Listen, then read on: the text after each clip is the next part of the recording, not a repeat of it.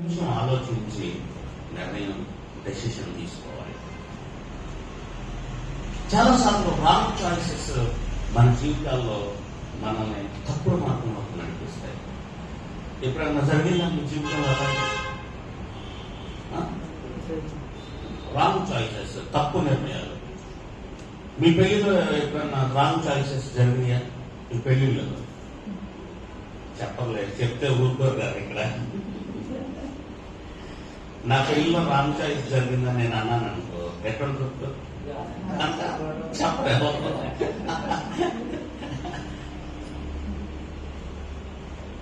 So ఒక్క second ఆలోచించాలి దైవికంగా. Is the right way or not.